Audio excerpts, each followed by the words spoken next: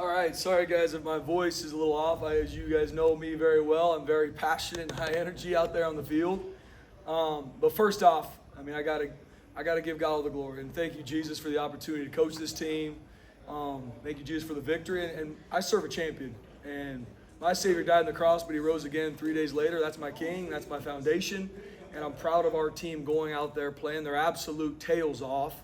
And they don't run from hard work. Tuesday, Wednesday, our guys are absolutely practicing like it's fall camp. Getting after each other, banged up, living in the training room.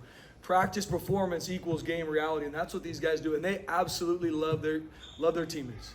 They do that for each other.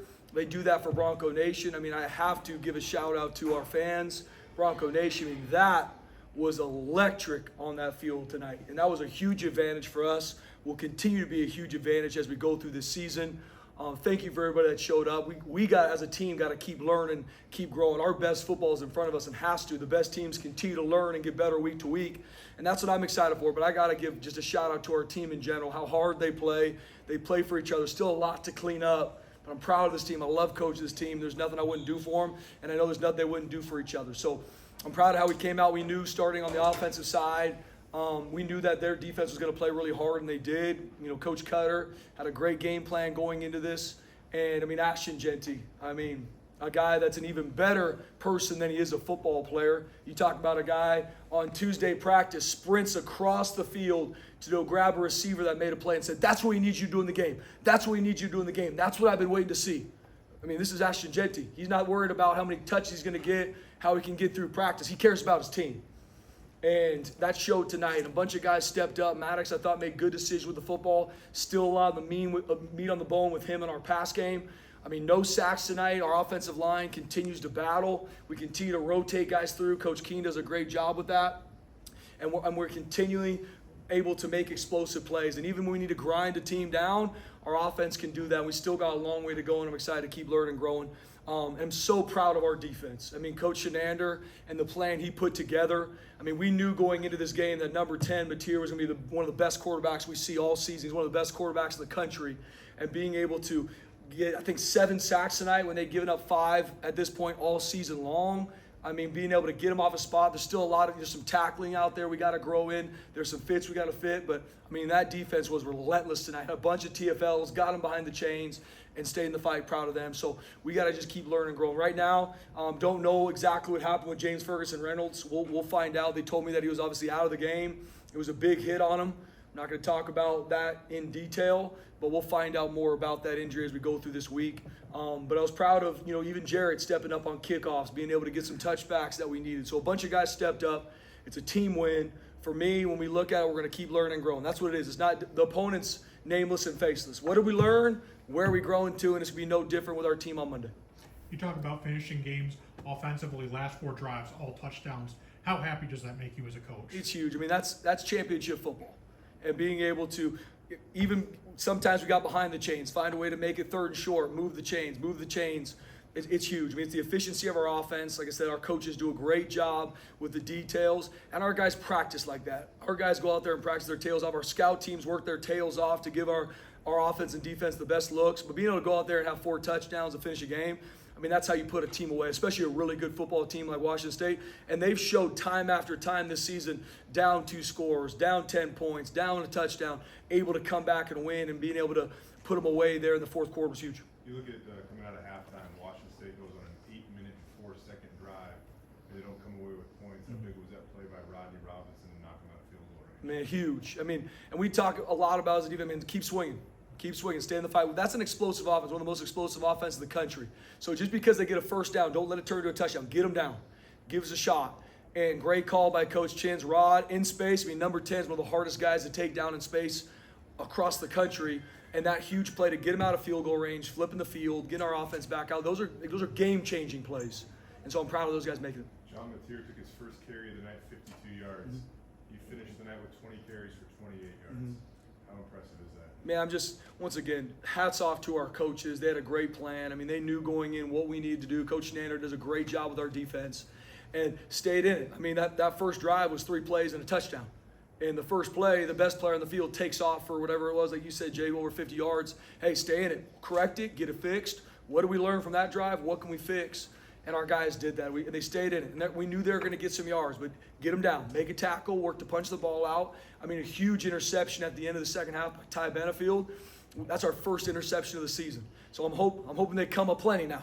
But it's just staying in the fight. I mean, if that turns into a touchdown, it's you never know. Football's a game of momentum. And to get momentum is all about execution. So staying in it, keep swinging. That's what we train for. And in the fourth quarter, when we bring it up to finish that game, I always have the guys look up to the decks. Say, look at those decks. Right now, they're filled with fans. But when no one was around, you were running those, puking on the side. Like, that's what Boise State football is about. Blue collar, chip on your shoulder, finish what you start. And I'm proud of our guys doing it. When a player has performed the way Ashton Genty has this season, how do you find ways to challenge him to be even better? Well, first off, Ashton Genty needs nobody to challenge him. He challenges himself every single day. And he impacts me and our program that way every single day. But he wants and thrives on growth every single day. One of the first guys in the building, last to leave. He's after practice working on his craft. That's how he's wired. There can be no lights in this building. No one's here. Ashton will be here working his tail off to grow and thrive. And people follow him. When your best players are your hardest workers, you always got a shot. And so he's the guy, no matter after this game, if he had a bunch of yards, which he did, he's going to be in here and be frustrated about maybe the couple ones that he didn't play well or some tackles that guy's made on him that he know he can break. That's just who he is. And Coach J-Mo does a great job with our stable. We got a bunch of great backs in there, and Ashton Genty's the leader of that room. Would you say Genty's the best player you've had the chance to work with and coach? No question.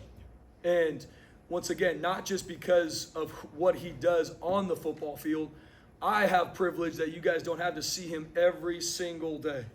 I brought the story again. January when there's snow on the ground, Ashton Genty's one of the first ones out there working, doing bear crawls in the snow with his teammates, bringing people along with him. And then what he does in the field, he's an absolute matchup issue. I don't know what can be said that hasn't already been said about him, but you look at his touchdown runs tonight. He's breaking out tackles. He's dragging guys into the end zone. How would you describe his runs tonight? Relentless. Absolute relentless. I mean, talk about a guy who puts his team on his back, loves this team, and will find any way to score because he knows that's what his team needs. That's Ashton. Loves this team, and he is the driving force of our team. And now leaders are stepping up around him to help thrive that because they look to him for that leadership. I mean, Ahmed Hossein stepped up in his leadership. Alexander Tubner is a big-time leader for our team. Ben Dooley, the senior on our offensive line. I mean, Cam Campers, Latrell Caples. I could keep going through the list of guys that are leaders that not only lead themselves first, but then grab some guys, bring them with them. Come on, we need this practice today. We need this drive. We need to finish because it's going to show up in the game. I mean, you've always got a shot when your best players are your biggest leaders and your best workers. I know that earlier this week, Spencer, you guys jumped in the rankings for the first time since 2020. Washington State was 4-0. They beat 2 Power 5 teams, and you guys just smacked them by basically 4 touchdowns. What can your team achieve? Where can you guys go from here?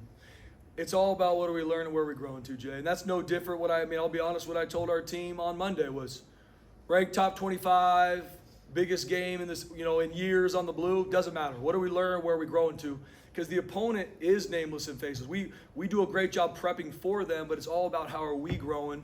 And so for me, it doesn't matter where we're ranked. It's still going to be about what are we learning, where are we growing to. I'm a huge believer in process. It's not each week something brand. It's process. What are we working to grow in? And I believe in practice performance. That way for me, I have a blast in the game because I've seen our guys work. I didn't know what tonight would turn out, but I knew our guys were going to play hard. They're going to play well because I've seen them practice. I've seen them do it. If ever we left a week of practice where I'm like, I don't know, our guys were cutting corners, that's just not this team. That's not this team. They don't cut corners. They don't run from hard work. They hold each other to high standards. So where's the ceiling? We got to keep growing. I know that we're not playing our best football yet, but I also know any team on our schedule could absolutely beat us up. I know that. And that's shown across college football. We talked about Marco a little bit this last week because he stepped up and wanted to be on kickoff. And I know that with the way you guys play defense, he hasn't played probably as much as maybe he wanted to at times this year. Washington State going for that 4th down, and he meets Mateer and turns him back. I mean, Pivotal play in the game. The ball's 4th and 1. I want to say it's on the -30, -29, somewhere in there. You talk about a 4th and I don't know what the stats are in stopping QB sneak, but it's got to be very, very low. One of the first ones I've ever seen stopped was tonight, and that's Marco. He's a guy that is all about his teammates. I talked about it last week. I mean, we've had some issues with some of our cover units. And he's waiting for me in my office saying, Coach, I need to talk to you. Put me on those cover units. Put me on them. I will help lead those. My team needs me to run down on kickoff. I will do it. And he had 3 tackles on kickoff. Like, that's Marco. Loves his team. And we're going to continue to use him in ways on defense, especially because he's one of our best leaders, too. On that 4th down stop, yeah, they had to go to a review to see it. You know, from your vantage point, did you know right away that it was a stop? From my vantage point, I always think it's a stop. So let me first off say that. But secondly, from the booth, they're like, Coach, I think he stopped him. So even if they didn't review it, I was going to try and have them challenge it and go for it or look at it. Because, I mean, I saw right away Marco get him, and I think Rod pulled him back too. And so, I mean, it's just a huge pivotal play. And then our offense goes, I think 2 plays later, touchdown. I mean, those are the game-changing plays. I mean, if they get that, you never know. I mean, that's the beautiful thing about college football is it's a game of momentum. If it starts going your way and you make some of those plays through execution, it can change everything. What do you think of the DBs tonight? There were a lot of pass breakups in the red zone, in the end zone that ended up not points on the board for Washington State because of that. Yeah, I'm proud of them. I mean, Coach Demo, Coach Stock do a great job with our back end. We got a great group, but even there's still a lot of more meat on the bone, and our guys continue to work. But I'm proud of how they played tonight. We knew the style of their offense. We were going to put our entire defense, but especially our back end, in a lot of conflict because they had the deal breaker with their quarterback. I mean, you spread them out to cover all the routes you're dealing with, and Mateer will take off, and it's tough to get him down. So there's a lot of different switch-ups we had to do, and Coach Shenander and our back-end coaches did a great job with it. Our DBs played hard. And we got our first interception of the season, and the tackles in space, we made them. We missed a couple. We got to clean those up. There's some angles and some leverage we missed that we got to grow in, but I'm proud of how our DBs played, and we can build on that. Got to see Breezy a couple of times tonight. Just how do you like what he did tonight? Yeah, I'm proud of Breezy. I mean, going through injuries, to this point hasn't been able to have the season that I know he hoped and we wanted. But with Sai going down, he stepped up. He's healthy now and still continue to work his tail off in the training room to be the best version of himself, which we need down the stretch. So it was awesome to give him the game, get him some carries, and I know his best football is in front of him too. The timing of that interception, what did it do for you guys going into the locker room? It's momentum. You know, football is a game of momentum. So instead of going down, even kicking a field goal, it's all about winning that middle 8. It was 4 minutes at the end of the second quarter, the 4 minutes at the start of the third quarter. And so getting that, especially knowing that they get the ball coming out of half, making sure they came away with no points was a huge play by Ty Benefield, and we can build on it. Spence, early in the season, I mean, 3rd downs were a point of emphasis for you guys in terms of stopping them. And the stats show they were 7 of 17, but they got some late. Like, in the pivotal moments Correct. of the game, they were like 3 of 14. Huge. How were you guys so effective on 3rd down? He was huge. I mean, Coach Shenander and our defense, I mean, they did a great job switching up the looks. And our guys work at it. I mean, even after, the first game against Georgia Southern, we struggled on 3rd down. So our guys work it. We do more walkthroughs with it. We clean it up. We make sure it's simple for our players to execute and go out there and attack. And you don't win those 3rd downs, there's a whole different football game, especially the offense we're playing. So getting off the field and getting big shots on the quarterback. I mean, you get 10 QB hits in a game, you win the game. I know our players hit Mateer a lot, and he's a big-time football player, so it's huge getting off the field on 3rd down. And even the couple times that we gave up 3rd down, I think there's a couple scrambles that he ran for. Our guys stayed in the fight and found a way to get off the field, which is big time. Couple more. Coach, when he came in as an interim coach last year, you kind of talked about the team being playing. One of the things that you would wanted to instill was the team playing really instinctive and really fast.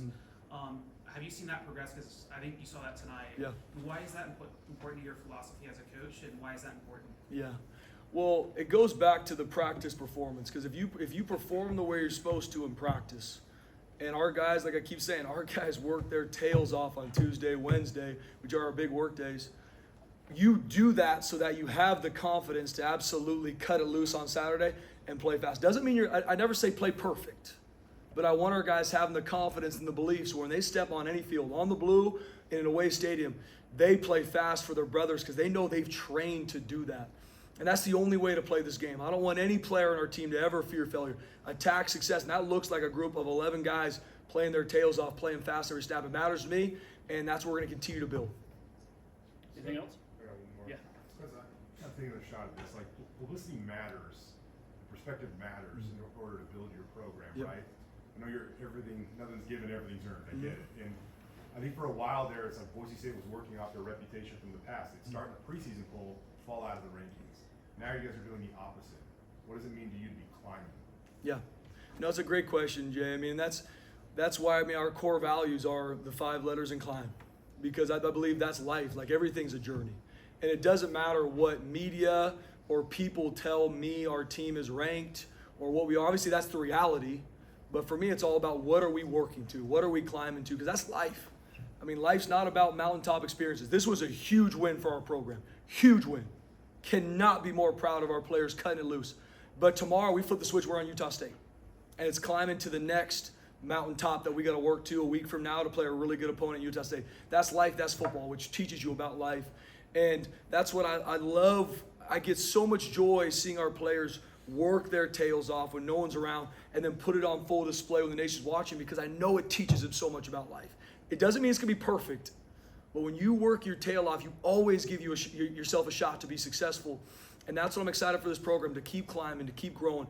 I don't know what the ceiling is, and I don't focus on that. I focus on what's up next week. And I'm going to be excited to watch the film and talk with our players and how they're growing. But I love this team, and this team loves each other. And that was on display tonight. Still going to be a lot to clean up. Our best football, I believe, is still in front of us. But the same thing I tell our players before we play every game. I know their best is enough. And I know here, your best is required. That's what built this place.